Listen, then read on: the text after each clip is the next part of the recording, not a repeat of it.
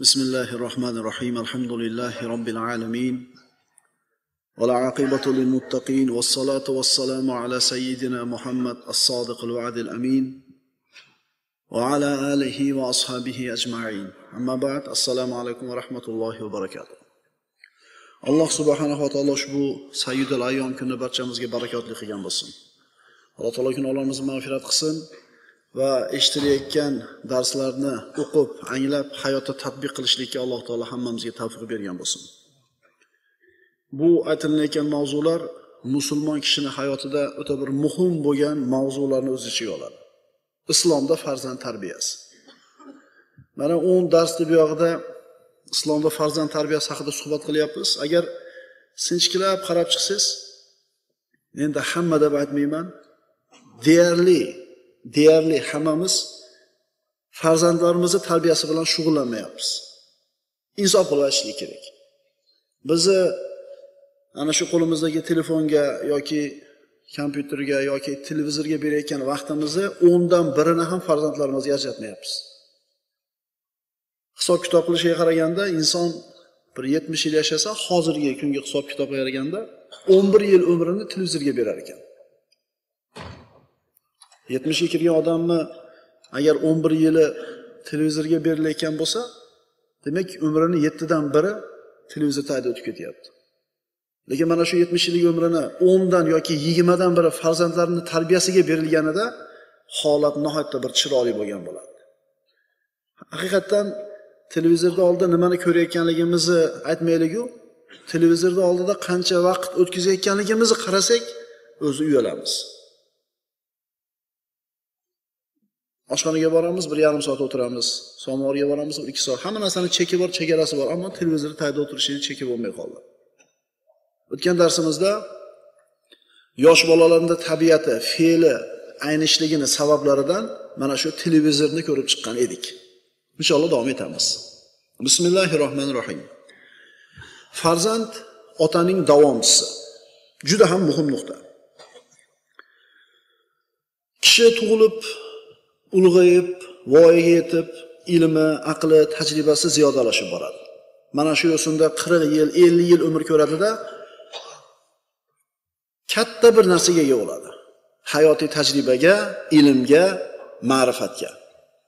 Va mana shu 50 ga kirgan odamni, adashmayman agar aytsam, hammasi qaniydi hayotim yangitdan boshlansa deydi.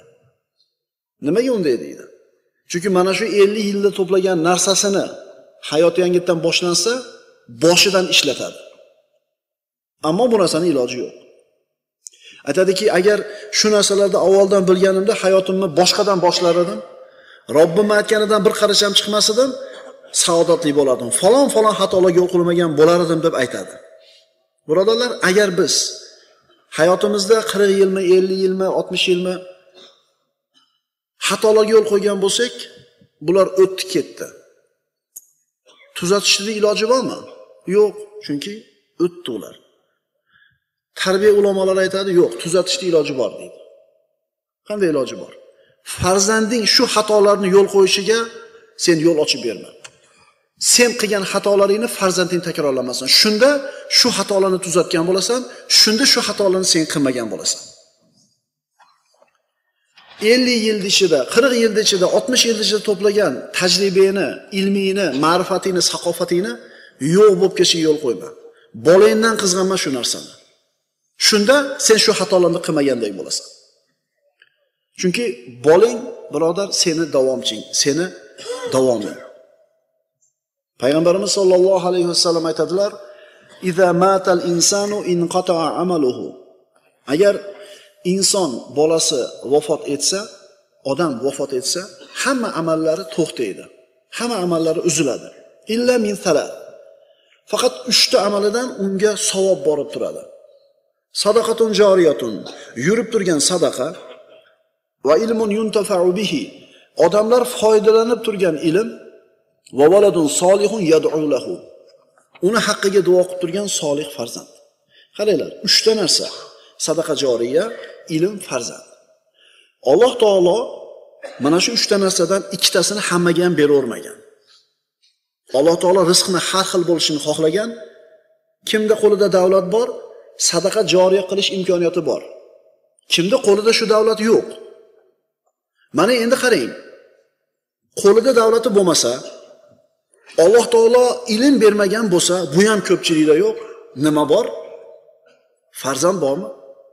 Boy odam moli dunyosini sarf qiladi. Oxiratiga ishlaydi sadaqa joriya.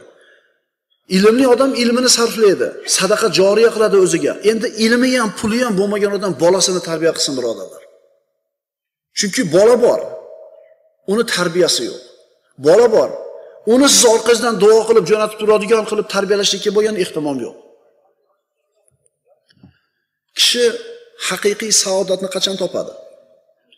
Bizga ana shu g'arbda tushunchalar kirib qolgan, dunyo matohi zo'r bo'lsa, hamma yo'g'i tekkiz bo'lsa, yo'q, unaqa emas. Saodat bu bilan bo'lmaydi. Chunki o'sha narsaga yetgan odamlarning hayotini qarang, shu g'arbliklarning o'zini. Hayoti xotirjam emas, hayot saodatli emas. Musulmon ota haqiqiy saodatli qachon bo'ladi? Qachonki o'zini bolasi Allohdan haqiqiy ma'noda qo'rqayotganligini ko'rganida. Bolasini haqiqiy musulmon bo'lib ulg'ayotganini ko'rgan paytda quvonadi. Bu so'zlarda takror aytyapmiz. Takrorlashdan maqsadimiz nima? Tarbiya qanchalik muhim narsa ekanligini bir qator eslab qo'yaylik. Chunki bu shunday ishki, sizdan boshqa hech kim qilmaydi. Agar farzandingiz Allohni tanigan, taqvodor, mo'min bo'lib katta bo'lsa, buni orqasidan siz topadigan saodatni millionlagan pullar, katta kursilar, mansablar bera olmaydi. Dunyoni hamma ziyba-ziynatini toping. Bu narsalar sizga farzandingizni taqvodor ekanligini ko'rib topgan huzuringizni bera olmaydi. Undan tashqari, ana shu sog'ligingizni, vaqtingizni, umringizni boy berish hisobiga topgan moli dunyoyingiz dunyodan chiqib ketayotganda bilasizmi qanaqa alam bo'ladi sizga? Avvalgi darslarimizda aytdik. O'sha dunyoni zo'r qilib qo'ygan, uylarda solib qo'ygan ana shu boy o'lishi aniq bo'lib qolib, banisada yotganida oshnasiga, birodar, ichimni nima yemiryapti aytaymi deydi. Shuncha narsa qolib ketadimi birovga? Ya'ni men o'lsam xotinim erga tegadi. Meni qilgan mehnatimiz samarasini kim ko'radi? Begona erkak ko'radimi? Demak, bolada tarbiyasini tashab qo'yib, faqat dunyo bilan shug'ullangan odam shu dunyosidan yoki mansabidan ajrayotgan paytda alam qiladi. Ammo agar farzandini shariatimiz ko'rsatgandek tarbiyalagan bo'lsa-chi, dunyodan ketyapti, 3 ta yoki 4 ta farzand yoki 5 ta farzandi namozda ekanligini ko'rsa, har kuni namozining orqasida Robbig'firli va li validayya deyishini bilib o'lsa, bilasizmi qanaqa bir huzur bu?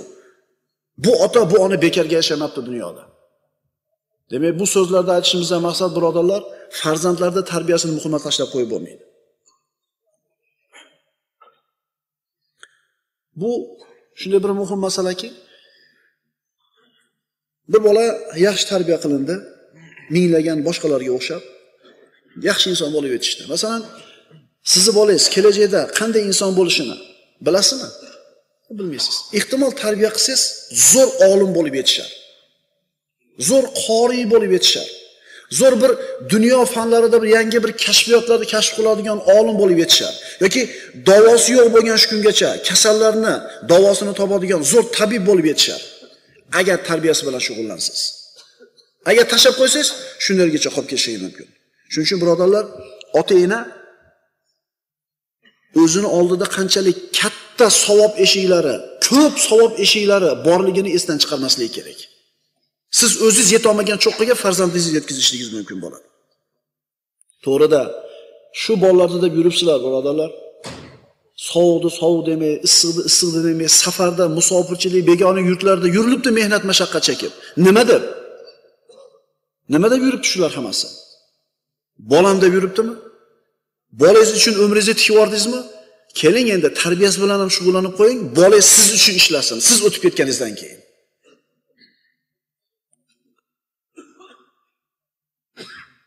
فَلَمَّا بَلَغَ مَعَهُ السَّعْيَ قَالَ يَا بُنَيَّ إِنِّي أَرَى فِي الْمَنَامِ أَنِّي أَذْبَحُكَ. Alloh taolo Qur'onda Ibrohim alayhisalom haqida shunday deydi. Endi qachonki u Ibrohim alayhisalomning o'g'li Ismoil, qachonki u bola Ibrohim bilan birga yuradigan bo'lgach, farzandingiz yoningizga kirdi, yetalab yoningizda yuradigan bo'lib qoldi. ancha-muncha korizga kirib yarab qoldi. Ish buyursangiz bajarib qo'yadi. Hali pul topib kelishini aytmayapman. Qo'yga qarab qo'ydi dedingiz, agar o'tib shop qo'ydi dedingiz, kelsangiz qilib qo'ygan. Bilasizmi qana xursand? Bu otalar biladi endi buni. Mashinani yuvib qo'ydingiz, kelsangiz yuvilgan. O'zingiz yuvar edingiz. Buni ko'rib ota juda bir qattiq quvonadi, qattiq xursand bo'ladi. Bu Allohning bergan ne'mati. Bu oyatdagi endi qachoniki u bola Ibrohim bilan birga yuradigan bo'lgach, mana shu so'zga e'tibor berishimiz kerak. Kishi xursand bo'ladi, farzandi balog'atga yetganini ko'rib. Kishi quvonadi bolasini bo'y bastini ko'rib. Kishi quvonadi bolasini o'qiyotgan Qur'onini ko'rib. Kishi quvonadi otasini xizmatini qilayotganligini ko'rib. Nima uchun bu ota xursand bo'lyapti? Nima uchun bola shunday bo'ldi? Bu ota tarbiya qildi. Bola tarbiya ko'rdi. Endi yana shunday farzandlar ham bor. Buni aksi bo'lgan, buni teskarisi bo'lgan. Ota-onasidan faqat undiradigan, ota-onasini biror bir koriga yaramaydigan, faqat ota-onasini mushkulaga tiqadigan. Nima uchun bu unaqa bo'ldi? Uni ham, boyagi narigini ham otasi tarbiyaladi, onasi tarbiyaladi. Buni ota-onasi beparvo tashlab qo'ydi. Bolalarni yomon bo'lib ketganligini yoki farzandingizning itoatsiz bo'layotganligini birodar faqat o'zingizdan ko'ring. Faqat o'zingizdan ko'ring. Tashab qo'yuvdingiz, ko'chadan oldi. Alloh taolo Qur'onda shunday marhamat qiladi. Valaqad karramna bani adama. Biz odam farzandlarini mukarram qildik. Odam bolasi mukarram maxluq. Shuning uchun Alloh taolo bandaga, mana shu odam bolalariga murabbiy bo'lish imkoniyatini berdi. Murabbiy kim? Tarbiya beradigan, tarbiya beruvchi. Har bitta odam murabbiy bo'lishligi kerak. O'zini farzandlariga. Har kuni o'qiymiz. Alhamdulillahi robbil alamin. Olamlarning Robbisi, olamlarning Parvardigoriga hamd va sano bo'lsin. Insonga, musulmon odamga ilohiy ismlarning eng yaqini Robb. Ey Robbim deymiz u. Robb tarbiya qiluvchi, tarbiya qiluvchi. Robbimiz siz bilan bizni tarbiya qiladi, birodarlar. Jasadimizni tarbiya qiladi. Undan muhimrog'i nafsimizni tarbiya qiladi. Alloh taolo yengillik beradi, shukr keltir deb. Mashaqqat beradi, sabr qil deb. Gohida beradi, gohida mahrum qiladi. Gohida Alloh taolo ahli haqlar bilan, solih kishilar bilan birga qiladi sizni, ulardan haq so'zni eshitasiz. Bir holatdan ikkinchi holatga ko'chiradi Robbimiz. Boy qiladi, kambag'al qiladi. Sog' qiladi, kasal qiladi. O'zini tanishlikka Alloh taolo siz bilan bizni tarbiya qiladi. Bizni tarbiya qiladi va bizga farzandlarimizni tarbiya qilishlikka buyuradi va tarbiyani qanday qilish kerakligini o'rgatadi.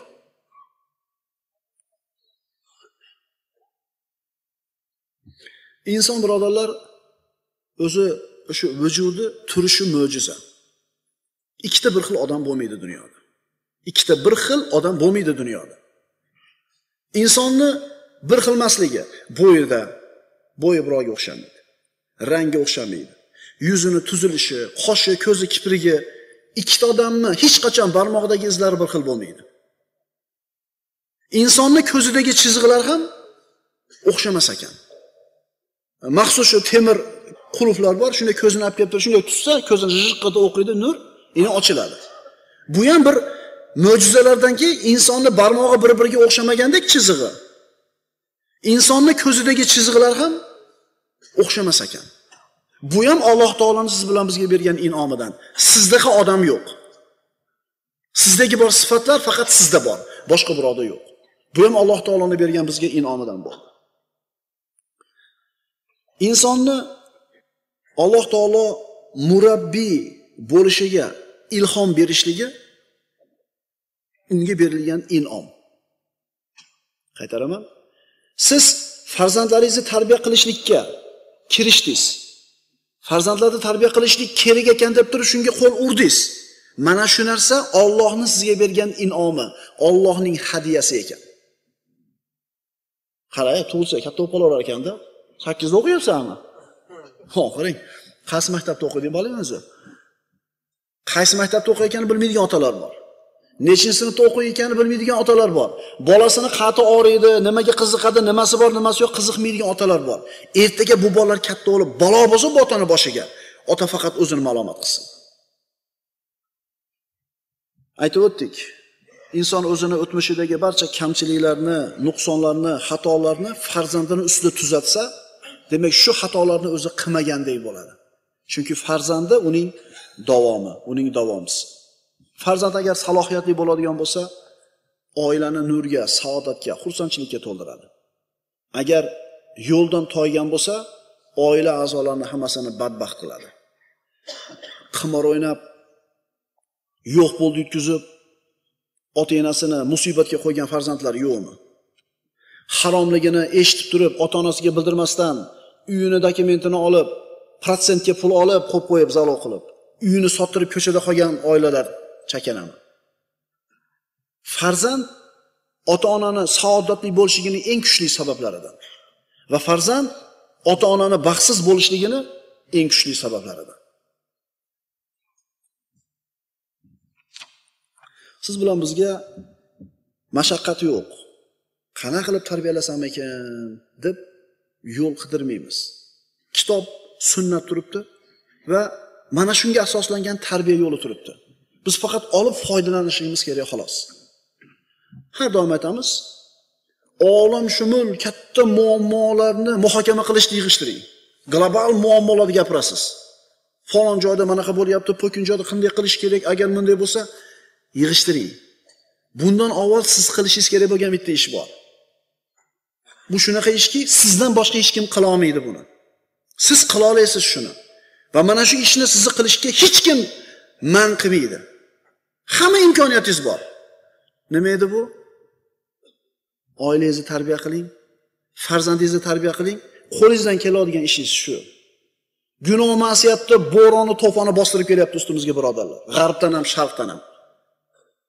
Buni oldida qo'lingizdan nima keladi? Qo'lingizdan hech narsa kelmaydi. Lekin bitta bor narsamiz oila va ularning tarbiyasi. Bir soat bahs qilamiz, hech qanday natija yo'q, hech qanday orqasidan foyda yo'q. Bo'ladigan ishni qilaylik, kelinglar. Bu so'zlarimiz birodarlar yaqinda uylanmoqchi bo'lib turgan yoki yaqinda uylangan birodarlarimizga o'ta muhim. Yaqinda farzandli bo'ladi. Bu bola tarbiyasi qanchalik muhimligini bilmaydi. Tug'ib yedirib qo'yadi, katta bo'lib qoladi. Vaqt o'tgandan keyin bolani tarbiyasiz katta qilib qo'yganligini, mevasini ko'radi. Oh deydi, lekin kech bo'ladi. Shuning uchun yaqinda uylanganlar yoki endi uylanmoqchi bo'lganlar yoki farzandi kichkinalar bu masalaga birodarlar qattiq diqqat e'tibor qilishimiz kerak bo'ladi. Kitobi sunnatga asoslangan, tajribalarga asoslangan tarbiya yo'lini mahkam tutishimiz kerak bo'ladi. Qo'limizdagi eng katta boylik nima? Farzandlarimiz. Ularni muhmal tashlab qo'ymaylik. Shuning uchun birodarlar, Allohning zikri bo'ladigan majlislarga bolalarini yetalab kelayotgan otalarni ko'rganda quvonamiz. Chunki bolasini yoshligidan haq so'zni ko'rishlikka o'rgatyapti. Yoshligidan bolasi oq nima, qora nima ajratadi. Bu bolaning tarbiyasi nihoyatda bir chiroyli ketadi. Endi o'zini holiga tashlab qo'ysangiz-chi? Kompyuter xonalarda qolib ketayotgan bo'lsa-chi? Maktabga qachon ketdi, qachon keldi, ishingiz bo'lmayotgan bo'lsa-chi? Kimlar bilan ulpat bo'lyapti, cho'ntagida pul paydo bo'lib qoldi, telefon paydo bo'lib qoldi, beparvo tashlab qo'ygan bo'lsangiz-chi? Mevasi achchiq bo'lganda faqat o'zingiz ma'lumotlang. Yosh bola xuddi bir loyga o'xshaydi. Ota-onasining qo'lida.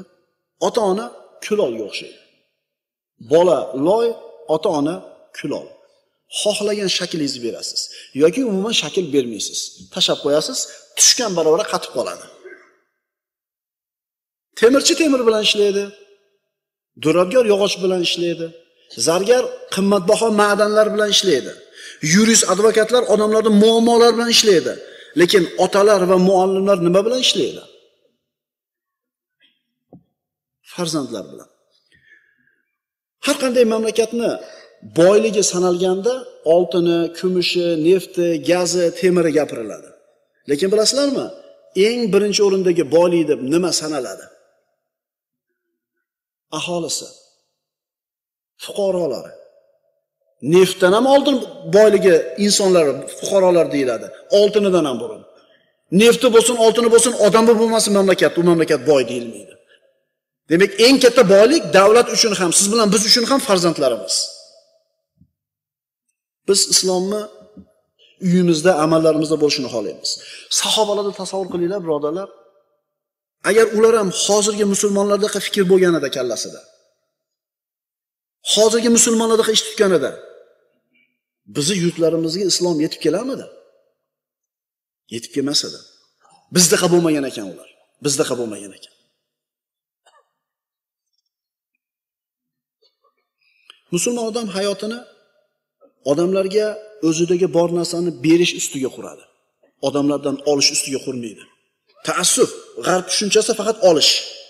Pribul. Eng muhimi nima? Foyda olish. Odamlardan bir manfaatlanish, ulardan bir narsani undirish.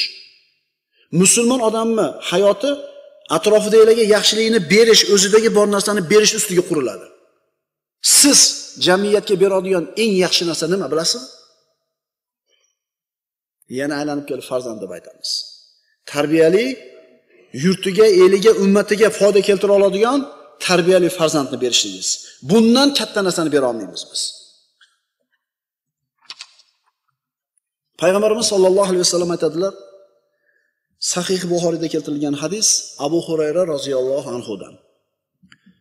Sab'atun yudhilluhumullohu fi zillihi yawma la zilla illa zilluh.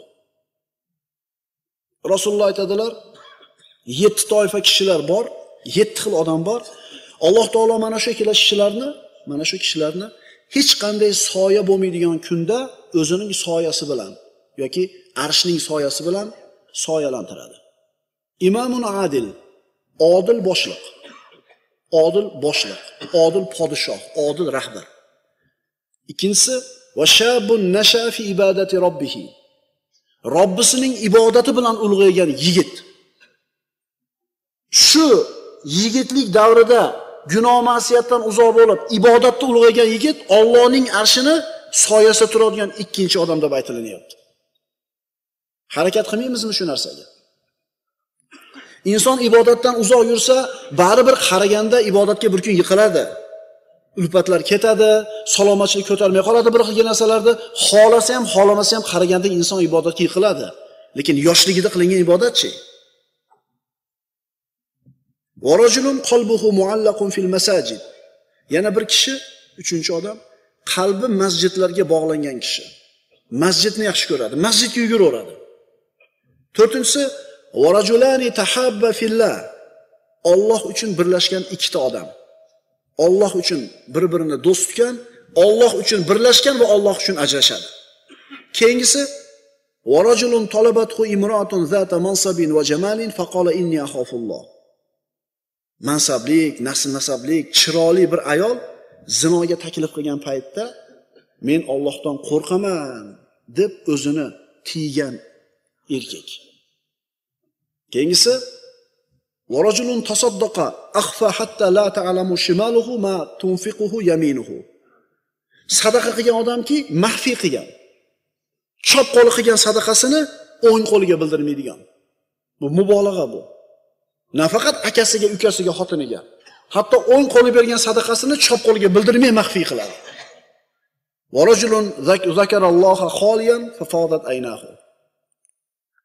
Yolg'iz qolganda Allohni eslab ko'zidan yosh oqqan kishi. Mana birodarlar, 7 toifa Allohning arshini soyasida turadi. Jannati degani bu. Odil imom va bizning darsimizga tegishli nuqtasi yoshligida ibodat bilan, Robbisini ibodati bilan umrini o'tkazgan yigit. Shuning uchun mana shu 17, 15, 16, 20 ga kirgan yigitlarni masjidga kirib namoz o'qiyotganini, dinini mahkam tutganini ko'rganingda inson quvonasan. Bular hozirdan shunaqa bir pokiza ketyapti, qaraganda qanaqa insonlar bo'lar ekan bular. Bular munavvar bo'ladi yuzlari. Chunki gunoh ma'siyatdan yoshligidan uzoq bo'lgan edi. Birodarlar, o'rgataylik bolalarimizni shu narsaga. Ertaga qiyomat bor. Yoqamizdan oladi bolalarimiz. "Ey ota, manaqa ishlar bor ekan, nimaga aytmagansan?" deydi. Bu dunyoda-yu indamay o'tib ketarsiz. Qiyomatga borganda yoqingizdan oladi. Shu yaxshi ko'rgan bolangiz oyog'iga tikan kirishini xohlamaysiz. Sovuq shabodani ravo ko'rmaysiz. Ammo uni tarbiya qilmasdan tashab qo'yishlik bilan jahannamni ravo ko'ryapsiz. Musulmon odammi? Uyi jannatning bir bo'lagi bo'ladi. Bu xonadonda ma'siyat bo'lmaydi, urush janjal bo'lmaydi, ittifoqchilik bo'ladi. Birini ikkinchisi hurmat qiladi, bir-biriga itoat qiladi, urush janjal bo'lmaydi. Bu xonadonda televizor iloh bo'lmaydi, birodarlar.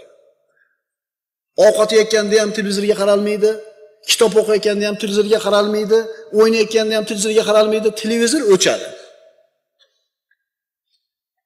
Masalan, bir vazifa qatori berishimiz mumkin. Kelinglar, haftada bir 2 marta, 2 kun oila dasturxoni ustida yig'ilganda televizorda o'chirishlikni mashq qilib ko'raylik. Eplay olarmikinmiz? Mana. Masalan, ertaga bomdoddan boshlaysiz, xuftongacha oila nonushta qiladi, birga tushlik qiladi, kechki ovqat yeydi, o'chirib qo'yaylik. Qaranglar, bir-birimizni ko'ramiz. Bir-birimizni ko'ramiz. Maktabda nima bo'lyapti o'g'lim? Kundalik yenapgacha bir ko'ramiz. Yo'q. Biz iloh bo'lib qo'ygan televizor. Agar bir maqola o'qib qoldim, ajoyib. Agar o'zga sayyoraliklar deydi, bizni kuzatsa deydi, shu televizorning ilohi bo'lsa kerak deb o'ylaydi deydi. Chunki turiblar o'shunga qaraydi. Kiyinayotib ham o'shunga qarab turadi. Yonboshlab ham qaraydi, dum tushib ham qaraydi, chalqamchi tushib ham qaraydi, ovqat yeganda ham qaraydi. Ilohmikin deb o'ylashadi deydi. Haq gap. Svet o'chib qoldi. Deydi hamma. Siqiradi, nima qilsa ekan, divizion kimda bor, ikkinchi taym boshlanib qoldi deydi. Palonchi deydi, svet o'chdi. Boradi.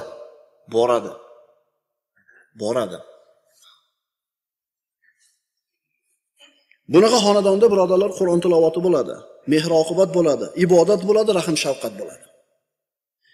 Agar shunday bo'lsa, o'zi hayot to'lib yotibdi mashaqqatga. Ko'chaga chiqdingiz, mashaqqat, mehnat, musibat, qiyinchilik. Agar oilangizda mana shu islomiy, iymoniy muhit bo'ladigan bo'lsa, ko'chadagi mushkulalarchi uyga kirganda yechilib ketadi qalbingizdan. Hayotda mashaqqat, mushkula ko'p. Ammo bitta narsa bor, agar insonda shu narsa bo'lsa, ularni yengishligi oson bo'ladi. Uydagi xotirjamlik, sakinat, uyda qadr-qimmatni ko'rishlik. Mana shu narsalar insonni mashaqqatlarni yengishligiga yordam beradi. Alloh taolo Qur'onda marhamat qiladi. "Va min ayatihi an khalaqa lakum min anfusikum azwajan litaskunu ilayha va ja'ala baynakum mawaddatan va rahma inna fi zalika laayatin liqaumin yatafakkarun."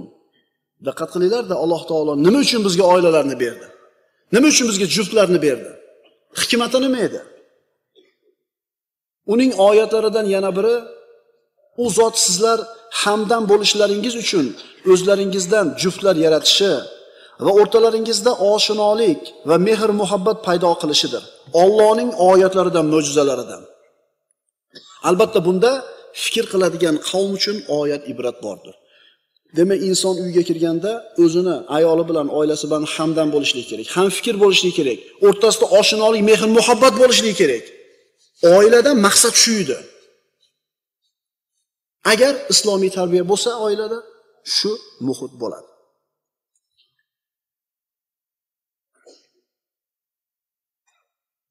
Musulmon ota, mana o'tgan darsimizda birodarlar, tabiatni aynishi, fe'lni aynish haqida dars qildik. Nima uchun bolalarning fe'li, tabiati ayniydi? Chunki bolalar ko'r-ko'rona g'ayri dinlarga taqlid qilishni boshladi. Haqiqiy musulmon ota nima qilish kerak? Bolasini tushunchalarini, bolasini qalbini, bolasini fikrini haqiqiy qahramonlar bilan, haqiqiy ibrat bo'ladigan odamlar bilan, kumirlar bilan to'ldirishligi kerak. Sportchi, qo'shiqchi, aktyorlar bilan emas. Birodar, agar sen farzandingni qalbini mana shunday bir haqiqiy ibrat bo'lishga yaraydigan odamlar bilan kallasini, qalbini to'ldirmasang, ishonaver, boshqa yerdan to'ldirib oladi. Payg'ambarlarni gapirib ber. Mana kim ibrat bizga. Sahobalarni gapirib ber, tobiinlarni gapirib ber.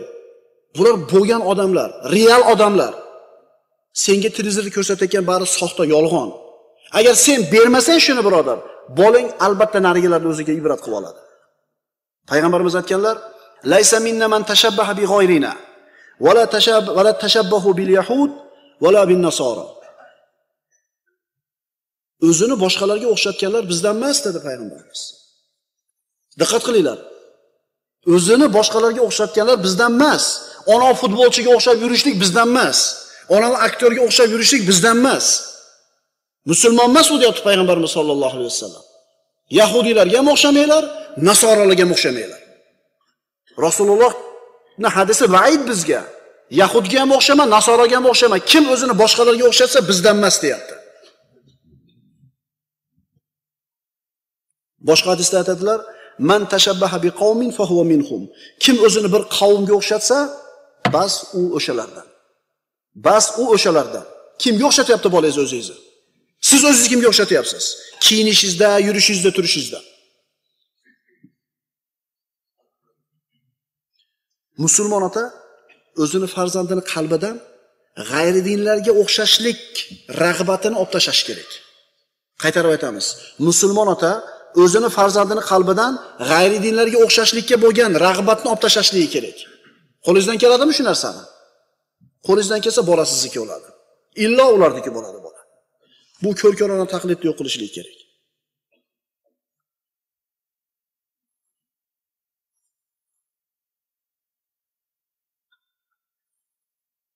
Fozil axloq, go'zal axloq insonni tabiatini aynishdan to'sadi. Bu mavzuga tegishli eng muhim hadisimiz qaysi edi? Payg'ambarimiz aytgandilar, Imom Termiziydan Huzayfa roziyallohu anhu rivoyat qilingan: "La takunu imma'atan taquluna in ahsana an-nas ahsanna." Immo bo'lmanglar dedi payg'ambarimiz. Odamlar yaxshilik qilsa yaxshilik qilamiz, yomonlik qilsa yomonlik qilamiz deydigan immo bo'lmanglar dedi. Odamlar nima qilsa qilib ketavermanglar. U odamlar nima qilsa qilib ketaveradigan odamni o'zini hayotda tutgan yo'li yo'q. O'zini tanlagan bir yo'li yo'q. O'shuning uchun kim nima qilsa qilib ketaveradi shu narsani. G'ayri dinlarda ilm, ma'rifatdagi, saqofatdagi yutuqlarni olamiz, ilm, ma'rifatini olamiz, lekin turmush tarzini emas. Adiblardan biri aytganidek, har bir xalq ummatning saqofati asalga o'xshaydi. Uzoq yillar davomida to'plagan ilmiy tajribasi asalga o'xshaydi. Uni olamiz. G'ayri dinlardagi ekan deb turib uni tark qilmaymiz. Foydasi bormi bizga? Dinimizda man qilinmaganmi? Ilm, saqofatini olamiz, turmush tarzini emas. Shuning uchun birodarlar, tug'ilgan kunlar, mana yaqin qoldi, yangi yillar, Valentin kunlar, yana qanaqa kunlar bor? Musulmonlarga yarashmaydi bu narsa. Diqqat qiling, musulmonlarga yarashmaydi, qolganlar qilaversin. Nimasi yomon? Biz hammaga yomon demayapmiz, biz musulmonga bo'lmaydi deyapmiz xolos. Bolani tabiatini aynishiga sabab bo'ladigan ishlardan yana bittasi bolani ortiqcha talt etirib yuborishlik. Nimani xohlasa muhayyo qilib berishlik. Huzur halovatga o'rgatib qo'yishlik. Mana shu narsa bolaning tarbiyasini buzadigan ishlardir. Nima desa bor. Nima desa bor. Narsa ko'ngli cho'kmasin. Endi Xudoim bergan shularga sarflashim kerak dedi, isrofga sarf qilib beradi. Qarab turinglar. Xalifalarda hayotidan bir ajib qissa. Bolangiz beadabligi uchun kalta yeb keldi. Bunni sindi. Beadabligi uchun, tarbiyasi yo'qligi uchun. Uni burnini kim sindirdi? Siz sindirdingiz. Agar tarbiya berganingizda shu behayolik qilmaydigan qilib tarbiya qilganingizda birov urmas edi uni. Uni burniga kim urdi? Diqqat qilib turinglar. Xalifalarning hayotidan bir chuqur ma'noga dalolat qiladigan bir qissa. Xalifa Umayylarning xalifalaridan Muaviyat ibn Abu Sufyon roziyallohu anhu xalifa edi. Nihoyatda zakiy, xushyor odamlardan edi. Ikkita odam garra o'ynashdi. Muaviya halimlik qiladimi yoki jahl qiladimi? Bir kichkina bolaga o'rgatishdi. Xalifa minbarga chiqib ketayotganda haliginga qarab ko'zini qisib qo'ydi. Kichkina bola. Xalifa minbarga ko'tarilib ketayotganda ko'zi shu bolaga tushib qoladi, hali bola ko'zini qisib qo'ydi. Bu yaxshi narsa emas bu. Bu xuniy narsa. Xalifa bu kishi. Muaviyat ibn Abu Sufyon xushyor odam edi. Kimdir o'rgatib shekilli bunga dedi-da, indamay qo'yaverdi. Indamay qo'yaverdi. Oradan vaqt o'tdi. Shu yigit keyinchalik keyin kelgan boshqa xalifa ham minbarga chiqib ketayotganda yana bir marta ko'zini qisuvdi. Bu xalifa bo'ynini uzishga buyurdi.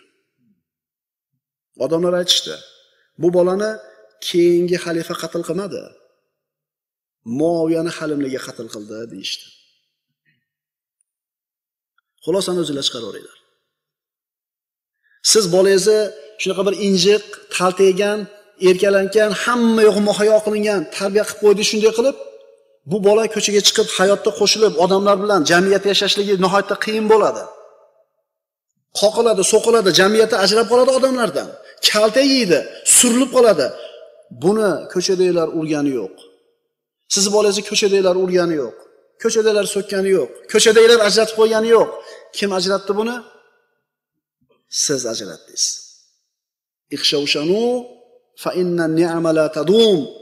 Payg'ambarimiz sollallohu alayhi vasallam aytdilar, soddaroq bo'lishlikka ko'nikinglar, o'rganinglar. Yeyishda, kiyishda, turmush tarzida to'poriroq bo'linglar bizning tilda. Borini ye, borini kiyib ketaveradigan bo'linglar. Chunki ne'matlar doim bir xil bo'la olmaydi. Qizlarini erkalatgan badavlat akalar, og'zidan chiqqan narsasini muhayyo qilgan puldor akalar, qizingiz ulg'ayadi shu kengchilikda, shu erkalatishlikda, balog'atga yetadi, xaridor keladi. Siz bilmaysiz kimga berishingizni, taqdir. Qo'li kaltaroq bo'lgan odamni qiziga qo'liga berasiz. Sizni yuzda ko'rib taltayishlik, sizning yuzdagi kengchilikni topa olmaydi. Natijada nima bo'ladi? Turmushlar buzilib ketadi. Imom bo'lganimiz bois, birodarlar, bu narsalarga ko'p guvoh bo'lamiz. Kuyov bolani to'g'atmabdi deydi. Kuyov bolanidagi sharoit otasinikidagida qamasida ekan. Qulayliklarni qilib bera olmabdi. O'zi asosiy narsa shu, lekin boshqa narsalar ro'kach qilinadi-da, qizini taltaytirib yuborgan puldor akalar qizlarini uyini o'zlari buzib qo'yishdi. Ikhshawshanu fa inna ni'ma la tadum. O'zingizlarni yeyish-ichishda, kiyim-kechakda soddaroq, to'porroq bo'lishga o'rgatinglar, zero ne'matlar doim bir xil bo'la olmaydi. Demak, bugun biz yana farzandlarni tabiatini aynishiga sabab bo'ladigan ayrim narsalarni ko'rib chiqqan bo'ldik. Aqulu qawli hada va astagfirulloh li va lakum. Assalomu alaykum va rahmatullohi va barakatuh.